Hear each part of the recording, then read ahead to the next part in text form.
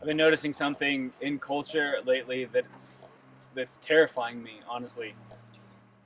As things start to shift and culture changes all the time, and uh, one of the things that I've noticed is that students are getting more and more apathetic.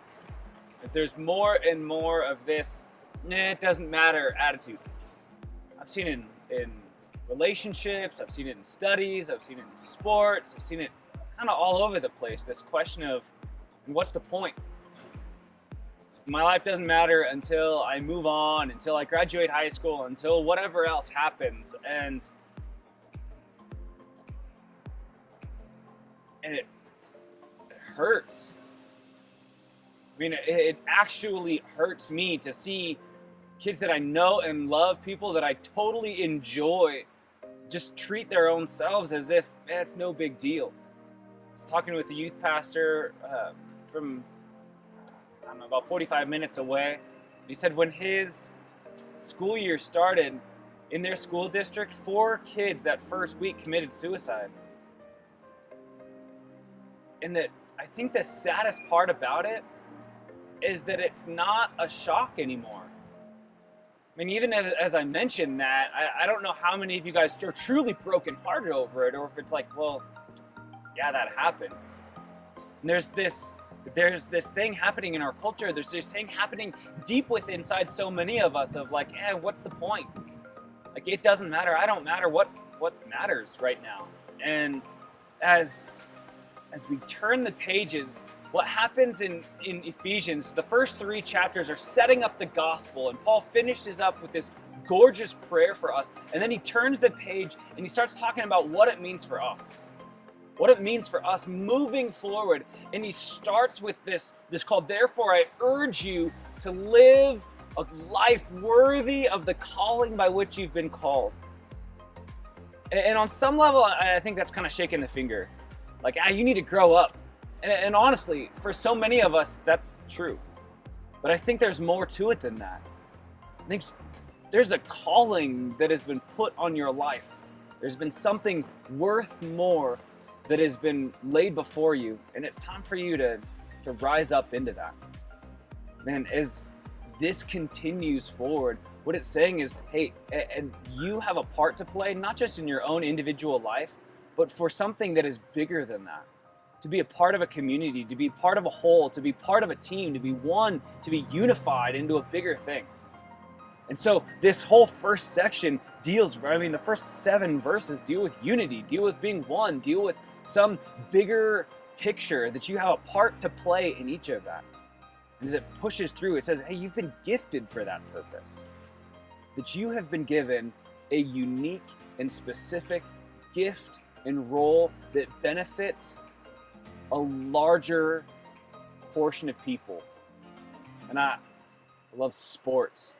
I love the football team here, and I love I love baseball, and I grew up in this, and this idea that, man, we're each called to play our own position is something that makes sense to me. That you've been given the gifting, you've been given a position to play.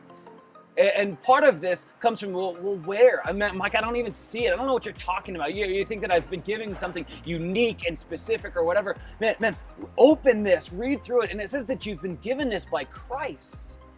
That God himself, the same God who came down to earth, the same God who rose back up, gave you this unique and specific gift for you to benefit planet Earth. For you to glorify him in this big picture of things. And so he goes on and he starts kind of talking about what some of these gifts are. He gives some examples of them. And I've done a big study on gifts, and I think there's really 3 different kinds of gifts in Scripture. There's the gifts that we've been naturally born with.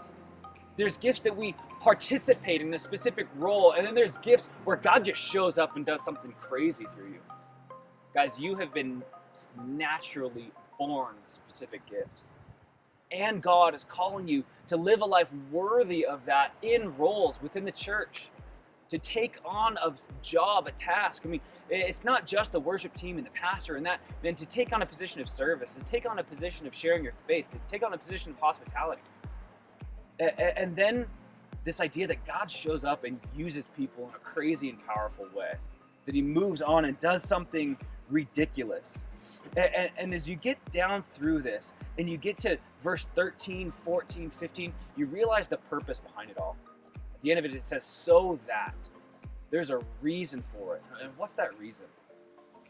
And it's that we can finally obtain some truth about God, and not just us, but the people around us. Some unity in that we know who God is, and then we're not shifting back and forth, wavering back and forth. This thing of like, man, I believe, no, I don't. Yeah, things are great, no, they're not. And oh, but this person believes this, and this person believes that, and this person believes this. But unwavering truth, knowing what it's all about. And then eventually, we can grow up into him. We can mature as Christ-like. We can become who we were created to be. That image that we were given, we can finally obtain it. And that's the goal. I want you guys in the next few minutes to start talking about this. Of course, ask some tough questions and see who we are and see who God is. But I want you to get a little more specific. I mean, what's God putting on your heart? A specific way that God has built you to benefit our church, to benefit the people around you. What are specific ways that God has wired you differently? I mean, if you don't know, hopefully the people in your room can look across and encourage you in some ways. I love you guys. Take care.